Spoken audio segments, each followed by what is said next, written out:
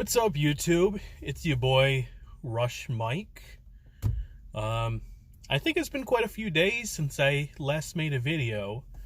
I think there was once or twice where I was out driving and thought about making a video, but there really wasn't much to say. Like, nothing happened either with me or with the world. I guess the one thing I want to say is, so I said something in my last video, can't remember my exact wording, but it's along the lines of K-pop being weird or something, and I realized after the fact that it could be interpreted as me calling Korean culture weird, or me, insulting Korean culture, and that was not my intention at all. I have nothing but the highest of respect for Korea and the Korean people, especially given their place in the world today. It's kind of seems like Korea's become the new Japan, with all their pop culture and with their advancements in technology. But I just want to give you a little background on where I'm coming from here. So I've traveled quite a bit, mostly to the place that I've traveled outside the United States and Canada have mainly been like Europe and Latin America. And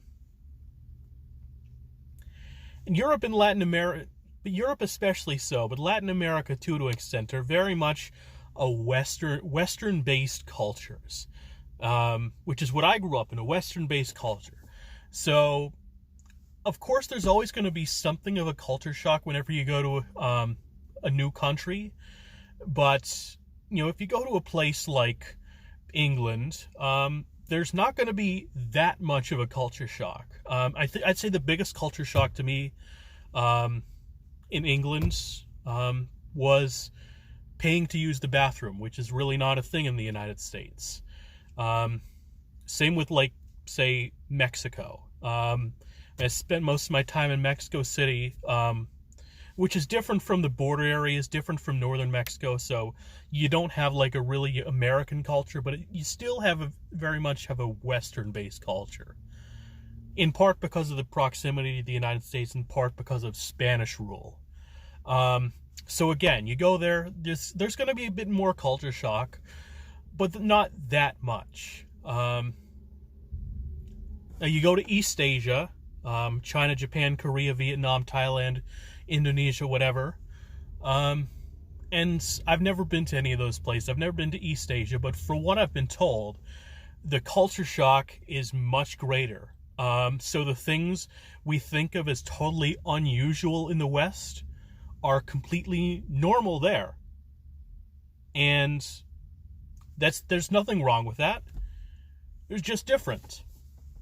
And I think part of why I love traveling so much is to learn about those differences, so I can better understand those cultures. But yeah. So as far as KBO, Korean Baseball Organization, I've watched a few games. I'm not totally sold on it. If I were to compare it to minor league baseball. Oh, Facebook notification. If I were to compare KBO to minor league baseball, I'd put it around the AA level. AAA at best. Now, for the sake of comparison, Nippon Professional Baseball, Japanese baseball, that's solidly well above AAA. It's not quite at the level of major leagues, although they have managed to beat a lot of major leagues in the World Baseball Classic, but it's solidly above AAA. Korean baseball is AA at worst, AAA at best. And while I don't dislike watching baseball at those levels, I've been to a lot of minor league baseball games. It's you can tell the skill level is not quite as good there, which is why I'm absolutely shocked that Eric Thames, not Thames, that's Marcus Thames. Eric Thames, who now plays for the Nationals and did play for the Brewers, he spent 3 years in Korea. Because you look at the guy now and you think he's way, way too good for Korean baseball. And indeed, he went 40-40. 47 homers, 40-some stolen bases. He turned out to be, like, historically good in the Korean Baseball League. And, I mean, he became so popular there that they brought him on to be on their version of The Voice. Oh, that's another thing that I found out the other day. The Voice was originally a Korean concept. And somehow it was able to translate well to the West. Because we have The Voice in the United States, I'm sure there are other versions in Europe, Latin America, maybe other, westernized countries, Australia maybe. So that's pretty cool. I've heard East Asian game shows are on a whole other level, Korean and Japanese especially. Yeah, speaking of sports being opened back up, I have heard that the German Bundesliga will be coming back on Saturday. I think it's Saturday. Yeah, not this weekend, but this coming weekend, so in a week. And so I'm pretty excited about that. Due to having spent so much time abroad, I've really, especially in Europe, I've really come to love the game of soccer, especially European professional soccer. As far as the German Bundesliga goes, I am a fan of Hertha Berlin, mainly because Berlin is without a doubt my favorite city in Germany. Now Hertha Berlin, they're not the best team in the Bundesliga. They've gotten relegated twice in recent history, which those of you Americans who don't know what relegation means, if you fall at the bottom of the table, in the top tier, you move down to a lower tier. Promotion and relegation. On the flip side, if you finish at the top of a second division, you get promoted to the top division. Yeah, if you have any interest in watching soccer, Bundesliga will be showing games. I think Fox Sports 1, Fox Sports 2. Fox has the broadcast rights to all those. So yeah, definitely check it out. So what else? So I've heard a little bit about this film that came out, Plandemic. I have no interest in watching it. I didn't have to watch it to know that it was basically junk science.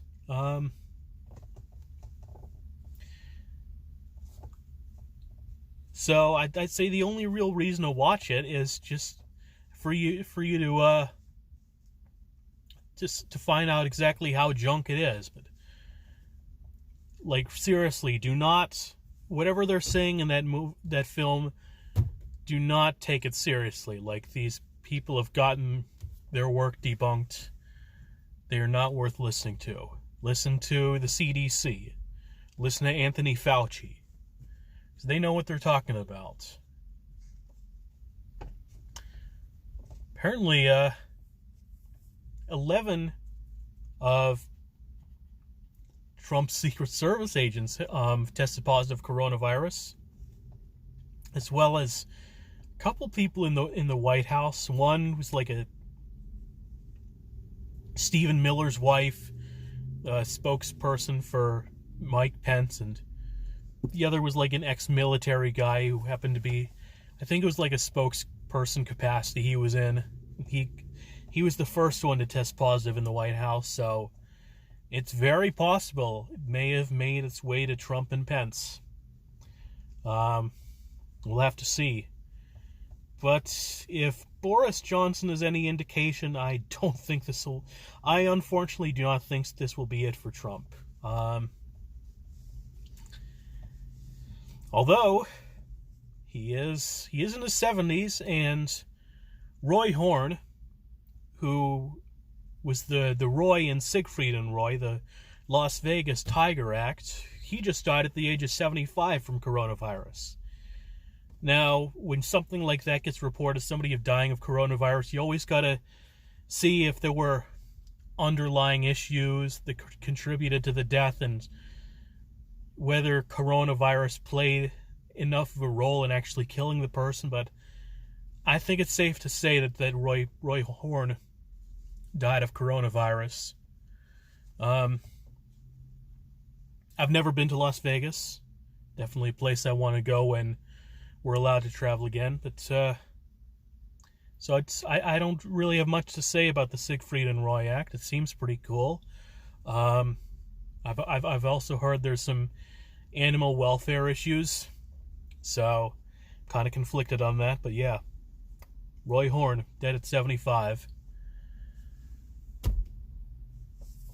So you may have noticed that I'm not driving the same car as I usually do. I did not buy a new car. I'm just borrowing my brother's car for a few days until I can sell it.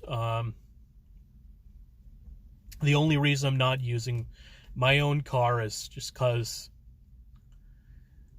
where I live, there's not much of a parking lot, and my normal car is being blocked in, so it just be easier to use this, and I'm not planning on driving it too much because there's some problems with it, oil leaking. But just for a drive around the shopping center to collect Pokemon Go eggs, I don't think it's a big deal. Yeah, speaking of Pokemon Go, there was an event in Philadelphia I was supposed to go to this weekend. Obviously, that got called off. They did a makeup event so that you could play at home.